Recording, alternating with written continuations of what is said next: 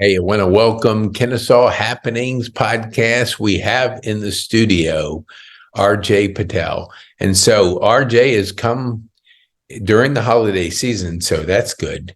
And we just wanted to have him introduce himself, who he is, the business he's in, and who he serves, and then we're going to get to know him. All right, RJ. Good morning, everyone, and thank you, Pete, for having me. And my name is RJ Patel. We were just talking that I have been in Kennesaw for 47 years now. Wow. Yep. Born and raised in London, England, and moved here back in 1978. And love it. Absolutely love it. And since being here, Pete, you've known me through different businesses, but I've had 6 businesses. Wow. And I have finally arrived, and this is my slow learning, right? I finally arrived to the space where I want to be.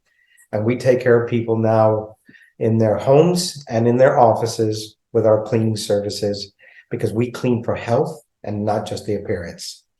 I love that. When you say cleaning for health, I love that because I got educated about 4 weeks ago, that very thing. I mean, because all my life, I just thought cleaning was cleaning.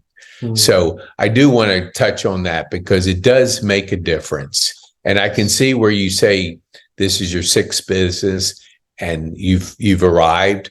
I actually heard a similar story from a person, didn't have 6 businesses, but she said the same thing. And it was totally hit me by surprise. So why don't you tell me? So when you arrived here, I guess Kennesaw State University was not Kennesaw State University. It was a small college. My first day. Yeah. I'm pulling into the university. My dad was taking me. And I was under the impression, and I was still learning. Please understand, my English education was so far ahead that at the age of 14, no, I was 15 and I graduated high school. So at the age of 15, I was driving into college. And I'm still learning the American way. Right.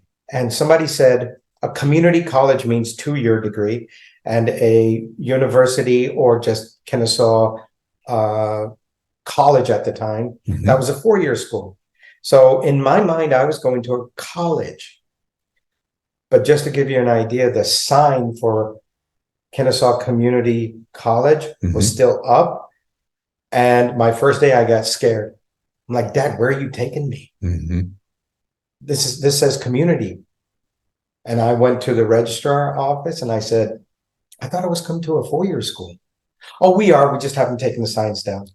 Wow. Oh my gosh. Yeah. I've never heard that because I've only been here 34 years and it wasn't in Kennesaw. So I just watched Kennesaw evolve over the last 25 years.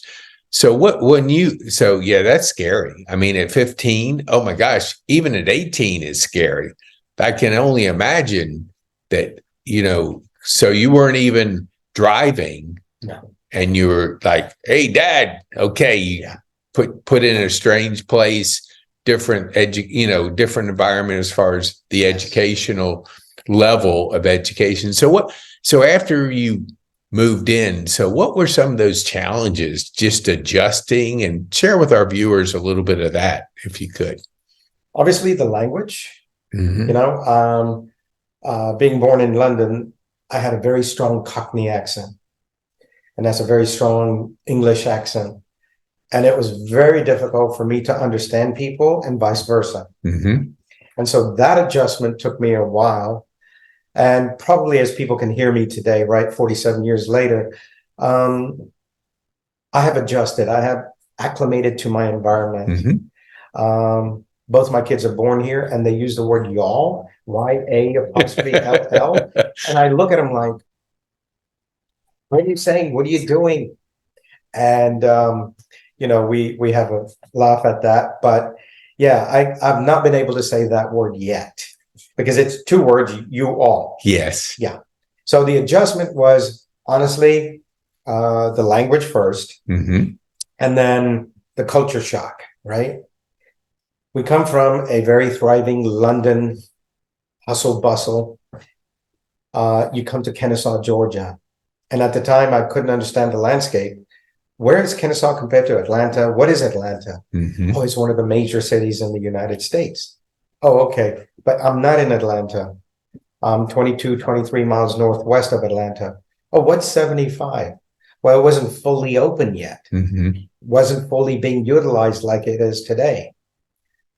People used to still use 41. And a lot of people don't know this, Pete. 41 goes from Michigan all the way to Miami. And that was the 75 of the days back then, when people needed to travel from north to south and south back to north. Yeah, definitely the interstate system, helped move people, move traffic faster, quicker, more efficiently. But we didn't know any of this. So learning everything, learning the environment, and then trying to get acclimated. Of course, I miss my friends back in England. That was a bit tough. And you know what I missed a lot? What? Just like you love the game of golf, I love the game of football. The round one. Right. The real one. Yes. And a year ago yesterday, I was flying back from Qatar, from having been blessed to witness Messi win the World Cup finals. Oh my God, you're kidding. No. I was in the stadium for both the semifinals and finals. And it was just amazing. Yeah. Because how we were blessed is we were sitting in the front row behind the players' bench, and behind us were the family and friends of the players. Whoa. And I kept telling my wife, pinch me, pinch me. Yeah. Because I truly believe I've died and gone to soccer heaven. Yes. No, I'm not even connected or know that like you do, the international football, but everybody knows of him. I mean, it's like he's popular as Tiger Woods, he's the Tiger Woods of the soccer world. Definitely. Yeah. So what took you to that game? Like, did you just always say, I'm going to go, or what? That's kind of crazy. It's not like going across town to Gwinnett and go and seeing a sporting event. No, or heading down to the Braves Stadium, right? Yes. I'm going to go watch the Braves play. No, it's on your part, right? It takes a lot of planning, right? And you plan years ahead because the location is announced 4 years in advance. And of course, as a soccer enthusiast like yourself, golf, right? Oh, I'm going to go to the Masters or Pebble Beach or wherever you want to go. Yep. It's just natural. So did I, right? So I put that out there. But what I found out was over 13 million people put their name in as a lottery system for tickets to the semifinals and finals. Yeah. And you can imagine FIFA, which is the governing body of soccer, has a limited number of seats they give out because they have guests, they have friends, and they have old soccer players that come in to enhance the game.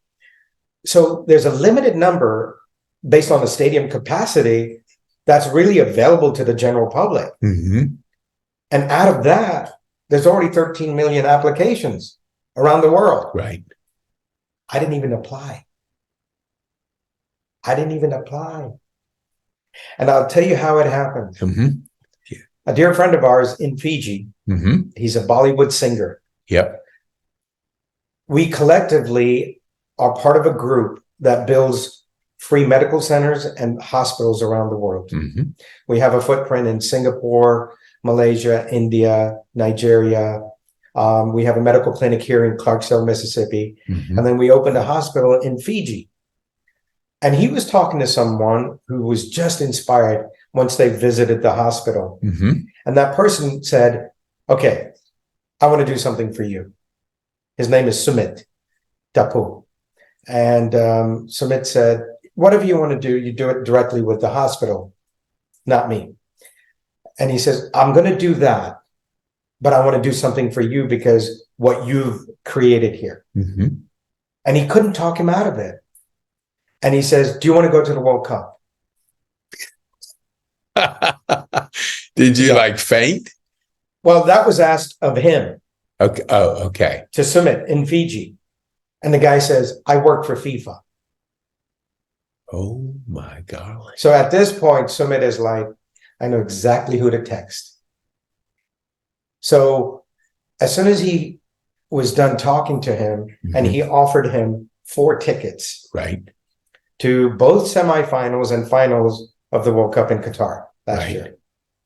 Sumit texts me and says, do you want to go to the World Cup semifinals and finals? And I said, you shouldn't mess with my emotional state of mind right now. That's not fair. Yes.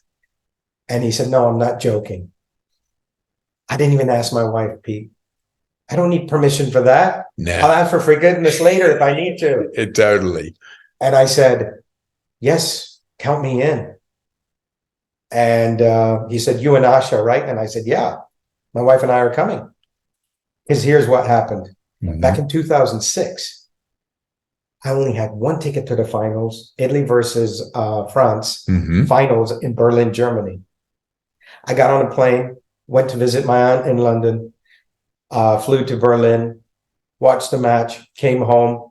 And from 2006 till last year, my wife subtly kept reminding me that I went alone. Yes. And I finally redeemed myself 14, 15 years later, 16 years later, and said, here you go, honey, we're going to the World Cup. Wow. Holy Mac, that's absolutely incredible. Yes. When you put it in context of 13 million people trying to get in a stadium of 100,000 or something. I was actually, the finals were around 80 something thousand. 80,000. I mean, the odds of that, it's almost like only thing I can equate it to is the Masters is trying to get the lotto and you're putting your name in the hat. Exactly right. And it's like your years and years and years and years of putting in just for the practice round. I mean, you're not even getting the regular tickets unless they're through somebody that's had them and, all that kind of stuff. But, to think that, and also I was coming home from Tampa this weekend, so I was looking out up at the big, I guess, on the escalator at the airport with the World Cup coming to here. I would imagine you're going to have a seat there. Of course. For this will be our 8th season come next year for Atlanta United. Okay. I've been a founding member. I love what Arthur Blank has done here for the sporting community, right? Besides Home Depot. The impact of Atlanta United is incredible on my life personally. But one of the things I love about the game, when you go to the Atlanta United match, you see culture. Yes. You see the world being represented. Yes. You know what? For some reason, Pete, it just makes me happy. Yeah. Oh, football aside. Yeah. It just makes me happy. Yeah. Yeah. I think that's one of the wonderful things about Atlanta is the culture. And you don't, when you go to American football, like the Falcons, it's different, obviously, very different because people wear their jerseys and it's more geared towards an American crowd, where I have been not to a United game, but people have shared with me the diversity of the spectators and the amount of people that support it. It's crazy when you think how they have supported Atlanta United since they started. Yes. I mean, what would you say, like, I know the culture and that, what else have you been able to gather in, because it's been 8 years, Atlanta United? 2024 will start the 8th season for Atlanta United. Yeah. Okay. What would you say, like, in observing all that? You have the Atlanta Falcons, which have had a difficult time at times, versus Atlanta United. And whenever I mention sports and I'm out of Atlanta, people will say Atlanta United. I mean, it's kind of like they've almost replaced the enthusiasm for professional sports. in Atlanta. So what do you think, besides the diversity, what do you think has happened in the 8 years that they've been so successful? I mean, you look around, right? When you're from the moment you park till the moment you walk up to the stadium to your seat, and you're looking at people and you just see the diversity, number one, right? It's really excelled the diversity. And one of the things that, you know, there's a mix, obviously, in who's on the pitch, right? Between American players versus foreign players. Right. But what we have to remember is the foreign players are the ones that attract the people from that country to sit in the audience because they show their allegiance to their nation. Right. Right. That's what brings out that diversity. Okay. Right.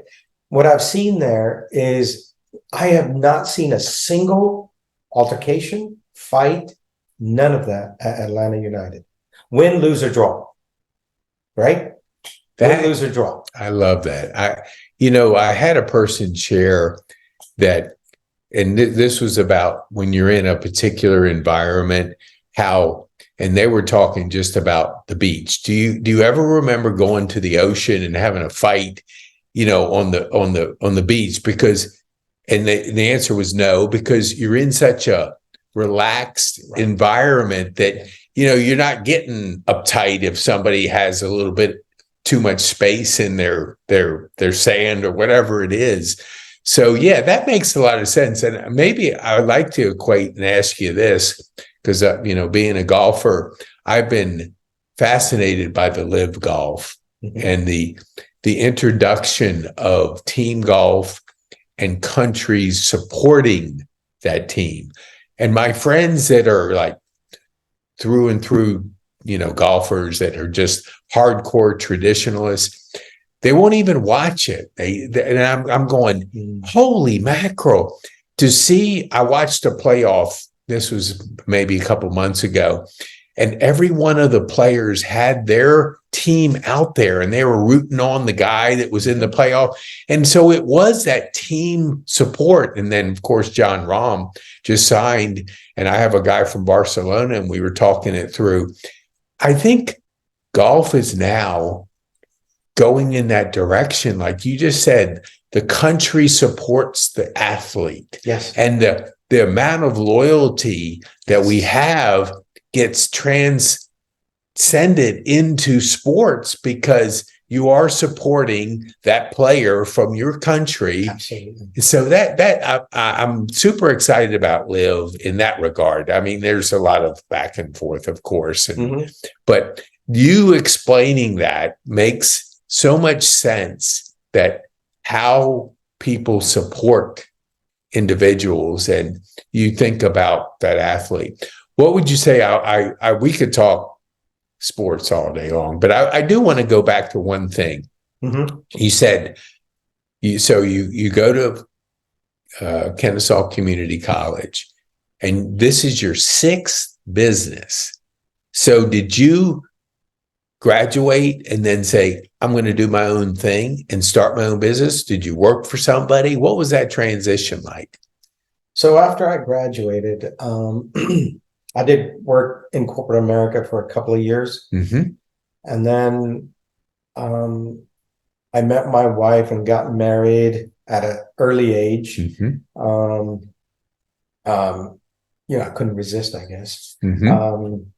And started a family. And what I noticed was when I would leave in the morning, and by the time I come home, my kids are either still sleeping when I leave and about to go to sleep when I arrive.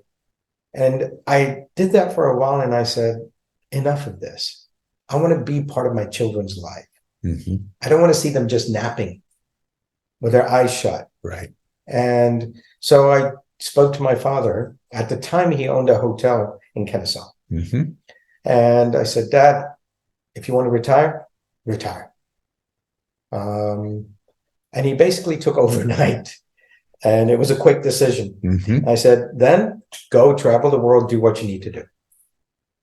And so in 1994, I came home. I took over the hotel operations and really had some successful years. And My father, since then, has traveled all 7 continents. Whoa. He just turned 88 last week, and had both his knees replaced this year. And he says as soon as he's better, he's back on the road or in the air again. Yeah. But yeah, so I came home. The hotel business was something I just took, and I said, all right, I got to run with this. Along the way, I have my real estate license. So I'm dabbling in real estate. Got my CCIM, which is a designation for the commercial side of real estate. And then, being the soccer enthusiast that I am and played 4 years of college soccer, my college soccer said, you're going to coach. What does that mean? He says, you're going to do what I do. I said, I don't know how to coach. I think I know how to play, but coaching is different. Just because you know how to play doesn't mean you automatically know how to coach. Absolutely. Because you're dealing with people, human beings' feelings. I said, sometimes I don't know how to curb myself, because if I step on the pitch, I'm playing to win, not at any expense, but I'm going to play to win. Let's get that right. And so he took me under his wing, taught me some things. Then I got my state license for the state of Georgia. Then I got my United States Soccer Federation national license. And I just grew in the sport, and the sport grew on me. And my first year as a head coach, Pete, in 89, they gave me a team. That team was 1 win, 18 losses, and 1 tie. And I said, coaching's not for me. I said, I don't think I'm making an impact on these kids' lives. And if I cannot make a difference, then I'm wasting their time and mine. And as I'm contemplating giving up soccer, Pete, I receive a letter in the mail from GYSA, Georgia Youth Soccer Association. And it says, congratulations, you won Georgia Youth Soccer Association Coach of the Year. What? Dang, that's crazy. So Jacob Daniel at the time was the director of coaching for Georgia. I called him up and I said, because we didn't have cell phones or emails. So I called him up and I said, Daniel, there's something wrong. I said, this is my record, da-da-da. He said, it wasn't about that. You should see what the parents wrote about you. Oh. I said, well, obviously I need to see this, because I know what my record is. Right. Because in America, I thought you were always rewarded for winning, right? Yep. Coaches get fired for losing. Yep. Apparently they collect a lot of money nowadays sitting at home. Anyway, that wasn't me. And I said, okay, so I read the letters and it just floored me. Because in 1990, I was the United States Youth Soccer Association Coach of the Year in the whole country. Again, floored. Right. And I said, all right, there's something, right? I don't know it, but the outside world sees it. God has blessed me with this ability to teach, to play. So let's go. Let's dive into it further. And so then after that, 25 years of incredible players that I had, boys and girls both, amazing kids, amazing parents. Not everything was rosy, I'll tell you that. But what it was that defining moment of giving up on something when you thought you weren't making a difference, but the world saw it differently. Right. And had the world not seen that difference, I don't know, I would have probably stopped. Wow. That leads me to this question, like that lesson, that feedback lesson that you get, because did you get that kind of thinking from growing up, or was it serving? Because when you're a hotel owner, you're serving your guests all the time. I mean, it's 100% service. Did you get that from your dad and mom growing up, or did you discover that when you took over your dad's hotel? So the bottom line is hospitality, right? Mm-hmm. Okay. Hospitality for us, my first lesson in hospitality was by my grandfather. Mm-hmm. And I spent some time with him in India. Mm-hmm. And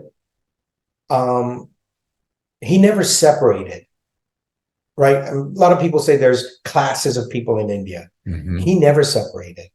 All that stuff has been dropped since, right? Mm-hmm. Like the Berlin Wall got knocked down. Right. You remove walls in your mind, physical walls, you can make progress. My grandfather taught me years ago that no matter who comes at your front door, the first thing you offer them is a cold glass of water. And I said, but why? Well, back in those days, people used to walk. They didn't have cars or motorcycles or bicycles, right? That was introduced later, especially in India. Mm-hmm. So they walk. So what's the first thing you do is you calm them down because of the heat, Mm-hmm. right? You calm them down with a glass of water. You lower their heartbeat. Right. Right. That's the first sign of hospitality that was taught to me by my grandfather. Wow. And that was even done in business. Mm-hmm. That's a human value, not a business value. Yes. And that kind of stuff just carried over into, guest services. Mm-hmm. What does that mean? Right? Then we started defining what is guest services. It means serving people. Mm-hmm. And that remains the core of who we are and what we do today. What did I do in soccer? I served those kids Mm-hmm. and the families, because it wasn't always just about football, right? Soccer. It wasn't just about their technical skills or tactical abilities. There was a lot of times that parents would call me without the kids knowing and say, hey, our kid won't listen to us, but we know he'll listen to you. Can you please talk to him about this? Can you please talk to her about this? And so that influence that I had over those kids, right, I had to make sure that I did it in a way that made an impact. And fast forward, those kids have invited me to their weddings. Wow.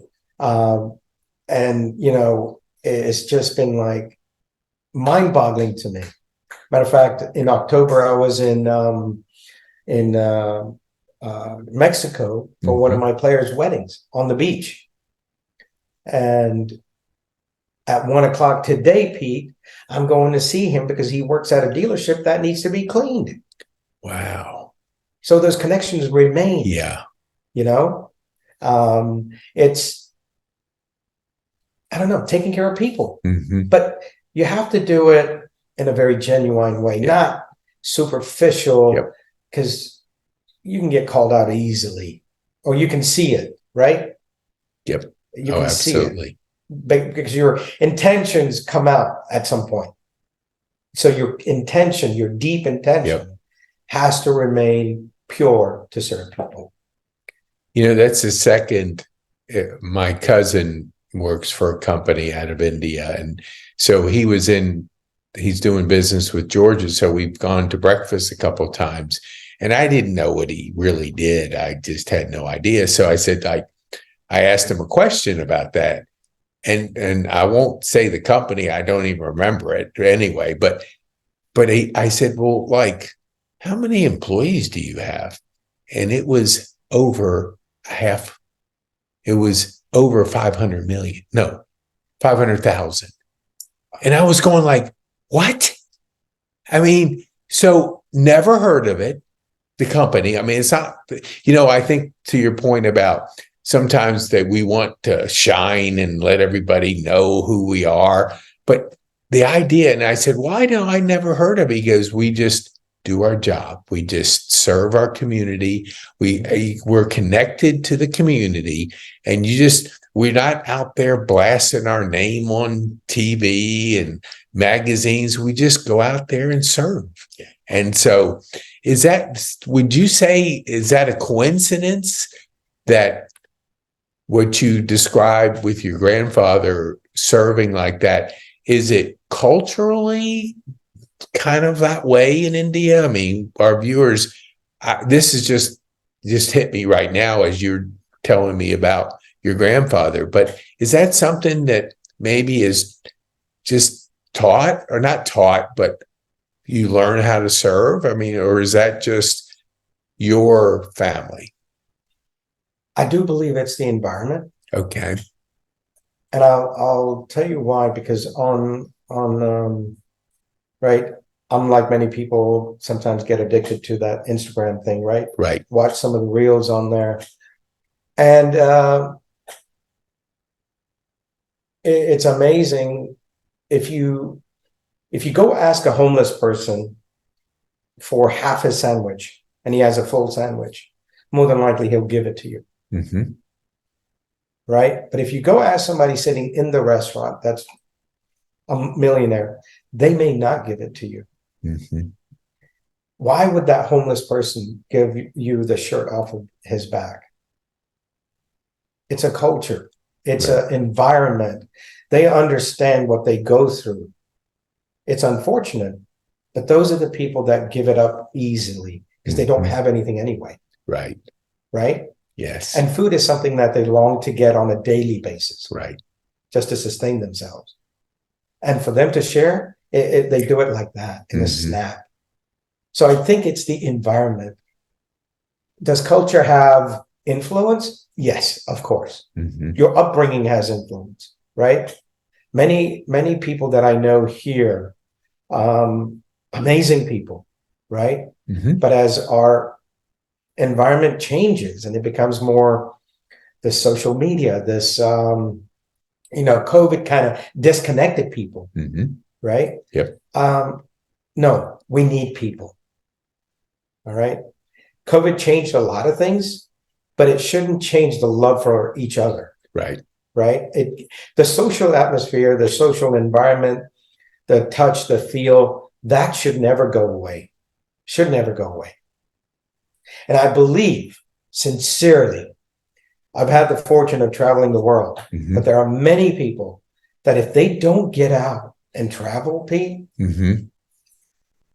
they don't understand the real beauty of America. Yeah.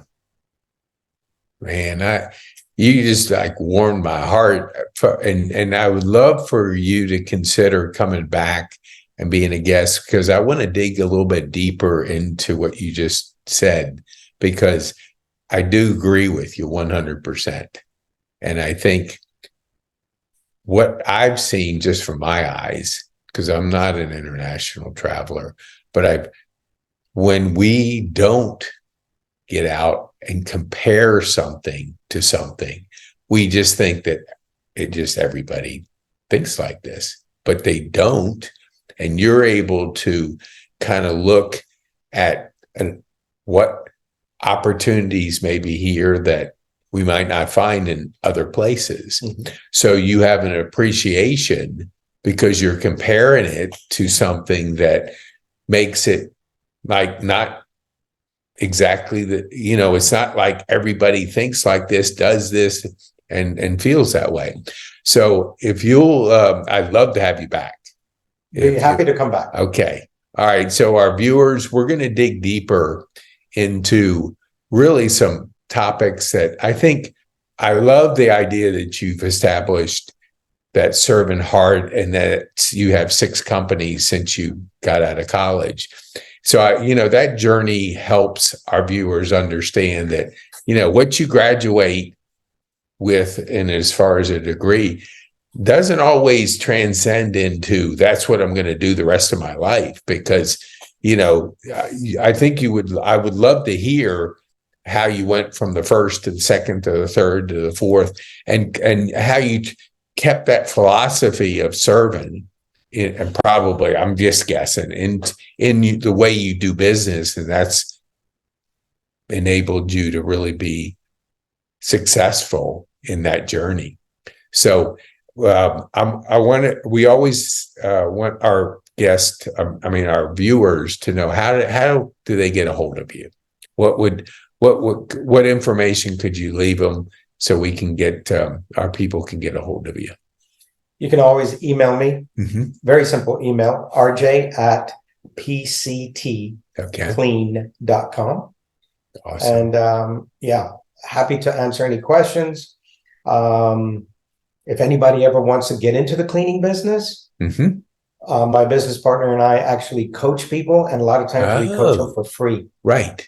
because this is such a awesome business. Yep. And how did I get to this point? Like stepping stones. I can honestly tell you, God put me in all these areas Mhm. and brought me here like a culmination of everything. And then you think to yourself, well, how does a hotel, soccer, being in the restaurant business for 2 years, and then owning a shopping center in Kennesaw, right? Also developing the shopping center, designing and building my home. How Mhm. does all that like come together, Right. right? Mhm. One thing, I didn't do any of those without my team, Mhm. and my team consists of people, humans, right? And our main philosophy is Laval Serval, Mhm. and it's engraved on a piece of wood in my office with my logo in the middle, PCT, and Laval Serval. Mhm. And it stems from my spiritual teacher's teachings, Satya Sai Baba, who taught us. And when I designed my home is designed based on the feng shui or Mhm. vastu, Yeah. Oh, which is yeah. energy flow. Mhm. So we built or designed the house that way. I was the owner builder, built my home um, back in 2005, Mhm. right here in Kennesaw. And that's my sanctuary, Mhm. you know? That is my absolute sanctuary. That's what I escaped to. And when I built it with my parents in mind because they have the main floor to themselves. Mhm. So their master, everything is there. Mhm. My wife and I have a master upstairs. And while my kids were still there, they had their rooms, separate rooms, boy and girl. Mhm. And now, they come visit and they use those rooms. And so it's creating that peace over there has just been awesome for me because it's my escape. Right. Well, I want to thank you for sharing because that's timely at the end of the year because we all of a sudden look to next year to make some changes and come out maybe with a different philosophy or attitude. So I know our viewers will enjoy listening to you. And if you want to put any comments in there, any questions, you can certainly put some questions in there because we're going to have RJ back. We're going to twist his arm somehow. We're going to get You him don't have back. to. Oh, this has been a treat. So I want to thank you for taking your time to share with our My viewers pleasure. your journey, part of your journey, and we look forward to knowing more.